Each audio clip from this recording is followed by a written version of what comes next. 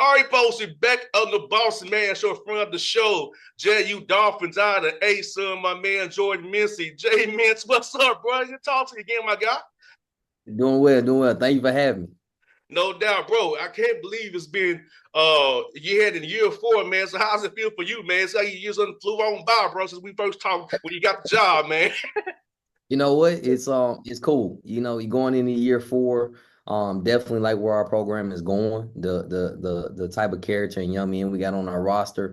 Definitely excited about this year, even though it will be one of the more challenging years, especially from the non-conference standpoint. And so it'll be cool just to see how our guys handle that challenge early and then see if we can take those learning lessons early and move into conference play with, solid play.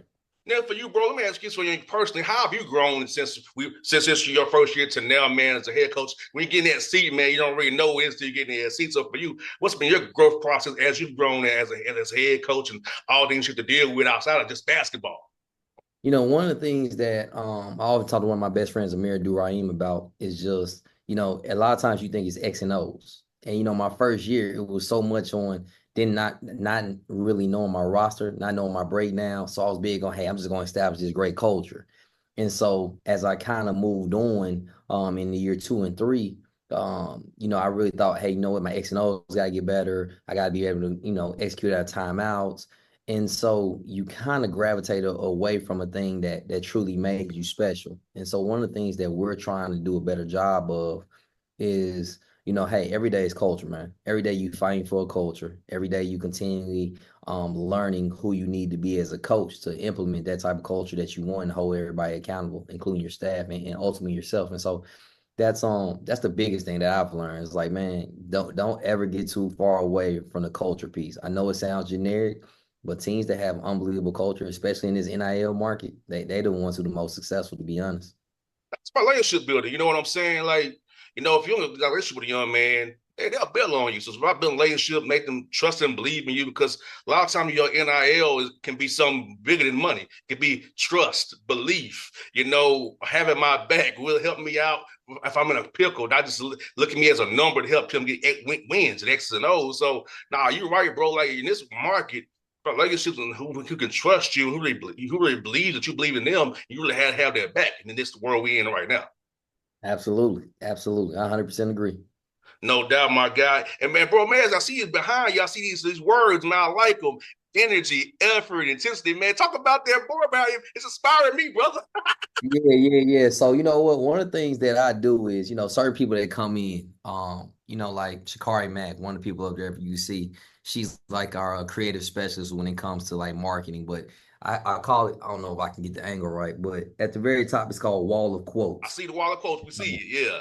Yeah, and so anybody who ever comes into our office, especially visitors or different coaches, I tell them, hey, look, give me a quote that you live by. Tell me something that's interesting about yourself, and feel free to write it on my wall. And a lot of times it's like, what you mean? Sometimes it may be a book that you like, but oftentimes when I wake up in the morning and I come to the office, the first thing I look at is the wall of quotes. I want inspiration. I want individuals especially recruits. When they walk in here, a lot of times it's their mothers, attention to detail. They look and say, hey, coach, what is this? Very similar to yourself. And I say, hey, look, it's wall quotes.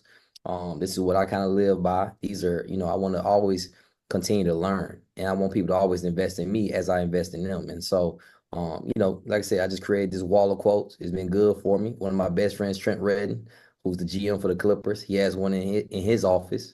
And he's the one who gave me the idea. And so I just kind of ran with it. I'm gonna give you a quote from Big J, my father. He always says, make every motion count.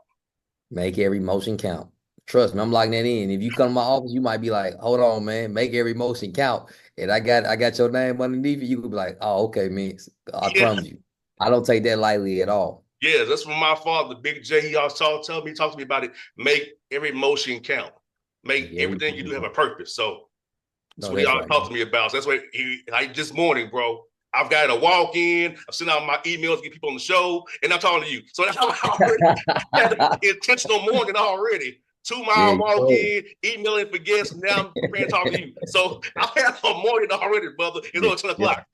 yeah. You intentional. You very intentional.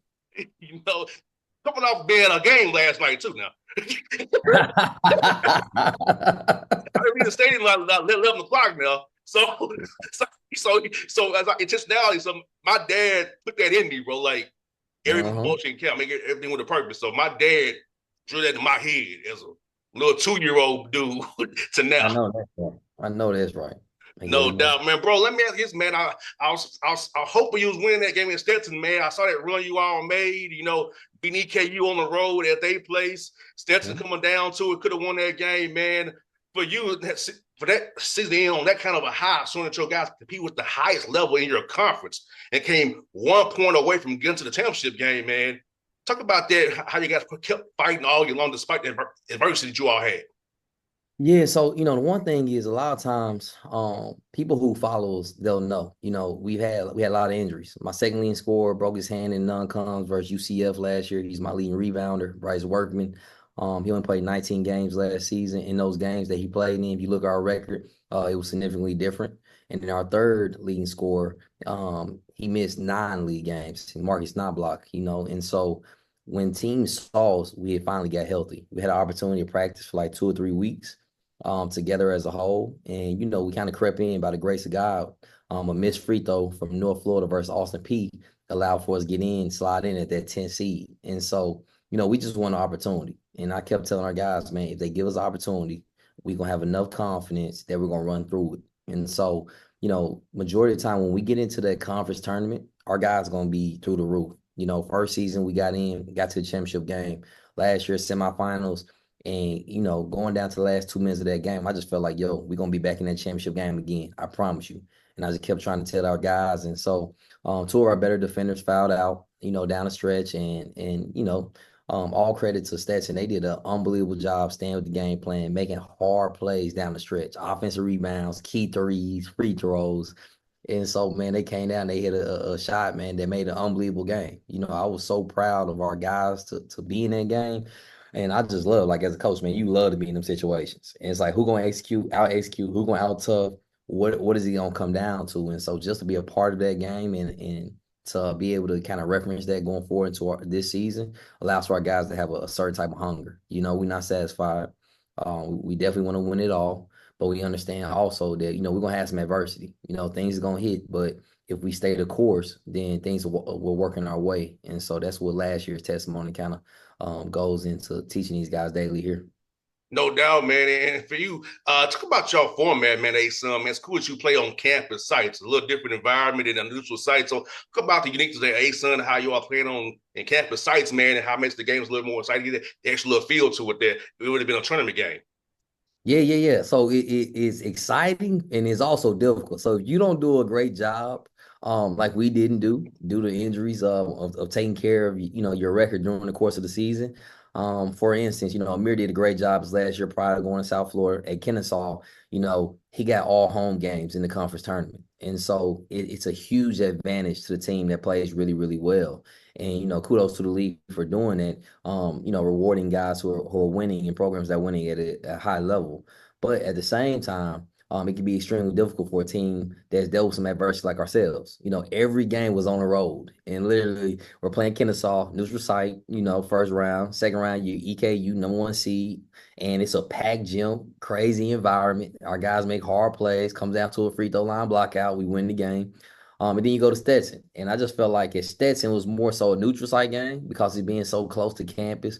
We had about 300 students show up for the game. And so, man, even when they're doing the national anthem, everybody was just going crazy with JU. And you just heard Duval going throughout the crowd. And so, the A-Sun's done a great job with staging, making sure they set up these different sites. And being able to play at home, if you can handle your business, man, it's a huge competitive advantage to help you get the opportunity to go to the NCAA tournament.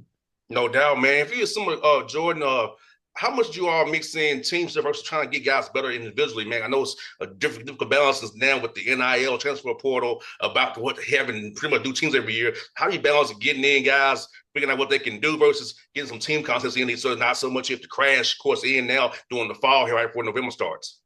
So my sole focus and majority of our program is development. Like at the same time, of course I care about my wins and losses, as far as my record. But ultimately, I tell all parents that come into this program, wins and losses can be manipulated based on, buy games and the situation that you're in. My whole goal is to make sure I'm putting the majority amount of my time into building young men of character and developing them, whether it's on the court or off the court. Some of these guys, they won't play basketball again, but it's my job to put them in front of successful individuals and men that look like them to be able to make money in different avenues. And so I do that majority of the summer, having different speakers come in, talk about real estate, talk about wealth, and then building just a contact list so when these guys leave this program, they can always call those individuals. And then when it comes to the court, we have a player development position. That guy's constantly on the floor, working guys out. If I open my office right now, we got two or three guys just working on their game. And so it's required here in this program. Like, you got a player development slot, you can work on your game early in the morning, and then we'll flow into practice, which officially starts today for the first time. No doubt, bro. And also, man, you kind of mentioned early in the interview, man. Your non-conference is a bear, bro. You got Florida, you at Furman, Virginia Tech, Georgia, UCF. Man, you really challenge yourself to that, bro. You really did without some shout. You get want to challenge yourself, my God. Man, some Yeah. tough road games you got there, my good brother. So we play at Florida, we're at Georgia, we're at UCF, we're at Virginia Tech. We're going to Furman, and then you got East Tennessee State at home, which they'll probably be like top two or number one, in their league. And so for me, we've been really good in non-conference. If you watch my 3 years, like, we've been exceptional. Had some key wins along the way. And so for me, it was more so, okay, what has been the issue necessarily going into conference play? What are some things that we can work on to try to make ourselves better? Because you look at a team like EKU, yeah, they're 17 and 16, and we're 16 and 17 at the end of the year. And I say to myself, EKU wins the league. Is it because they're more battle tested in the non-con? And you never can completely understand or know what your team will do. But I just thought, you know what, let's give ourselves the most battle tested we can possibly be. I'm gonna tell our guys every day, hey, look, I don't necessarily care about the wins and losses in the non-con. I want to be as ready as possible, that when we open up versus Lipscomb, our first game, that we're battle tested, we understand different style of plays, and we're able to adapt and adjust throughout the course of the conference season. No doubt, bro. Hey, man, I'm gonna be praying with you, brother. Cause I need it, brother. I need it. that's a bear, that brother. Hey, man, I tell you. Hey, let me ask you this, bro. I seen the Grizzlies release their jersey this year with the red Memphis, man. The Grizzlies be having some nice like throwback jerseys, the city edition. Talk about that, how the style of your city, man, how they really embrace the Grizzlies, man, and those jerseys they be having be so fire every year, man. They be on point. Yeah, so like, Memphis is such a unique culture because it's a city in the South, and majority of the cities in the South, they're all about football. But in Memphis, it's all about basketball. And so Mm-hmm. we can be really, really good at football, but everybody embraces it, from the Tigers, Penny Hardaway, what he's done with the University of Memphis, how he's built that program up, not only just as a player, but also as a coach. And everybody gravitates to the Tigers game. Like, everybody knows one of the biggest nights is Midnight Madness. They're gonna have some type of influential rapper, whether he's from the city or he's from out of the state. But everybody's gonna show up. As a little kid, I remember, like, hey, we got to be at that. We got to be at that. And then you talk about the Grizzlies, man. The star power of Ja Morant, a guy who comes from a small town that's, people say it's a major city, but at the same time, it is very similar to Memphis. Like, Memphis is not a large place, and he's the perfect superstar to start at, for the Grizzlies. And so, love the Memphis Grizzlies, love the Tigers, love being able to support that city and being able to see just the style, the barbecue, and just the culture as a whole, especially with the music scene and what it's continuously doing throughout the years. And it hasn't dropped off. It's just only growing and getting better. Man, I'm gonna tell you, it's gonna age myself, but me and you about the same age. I remember going to Grizzly games in the playoff room with Lionel Hollins getting them growl towels, man. I Yeah, got yeah, yeah, yeah. Hey, I got a grinding. whole closet of growl towels. I took off the daggone seats before people got there. I got Yeah, all the man. ones, Oh, man. I got from the white one, the blue one, the yellow ones. I got all them ground times when I used to go to Memphis on the playoff runs, man, with the gritty and yeah. grind Grizzlies. I got all them still. Oh, that's when you talking about Zebo, you talking about Tony Allen, you talking OJ about Mayo, Jose Mayo, Mike Mike Conley, Conley Sam Young, Jr. Oh, man, boy, Gasol. Allen, Gasol's, and he had both Gasol brothers now, both of them going in and out. Like, man, it's a city, man, that it's built on grind and grit. You know, it's hard work, and the Grizzlies embody that, man. Like, they don't get all the credit they supposed to get, but it's like, you know what? We always gonna be the underdog, and if we win, the city gonna support you. They're gonna be behind you. You're gonna know that you got people who really value you and care about you. I wish they would come back out and use that. Remember the old song "Wood on Bluff"? They used to come out too. Oh yeah, yeah. Hey, you know what? Sometimes you got Come back something out that that music. song "Wood on Bluff." Oh, Hey, hey, you know, it's hey, like when come you back know out when that that come song. on in the club, man. You got so much going on, man. You got so those type of songs get you going. They amp you up, but at the same time, they can also cause you to get the fighting, or as we like to say, get the jacking. So it's definitely a motivator. Now, but bro, good to kill it with you, my guy. Hope to see you on the road this year at be a Lipscomb if you're playing up that way, or at Austin P or somewhere close. Man, I hope to see you, man. But if not, man, I hope you get that tournament, man. Talk about at the big dance, brother. We gonna celebrate as we always do, but do a Memphis style, my guy. We don't bluff, buddy. Thank you so much. I greatly appreciate it, man. You do a great job. Appreciate it. Thank you for having me. And before you go, brother, happy early birthday, my brother. Thank you. Thank you. Greatly appreciate it. Looking forward to it. Not 40 yet, but I'm slowly approaching. Me, Slowly. me and you both, buddy. Me and you both. Me and you both. Hey, brother, appreciate you always, my guy. Thank you. Appreciate you. Talk to you All right. soon. Be safe.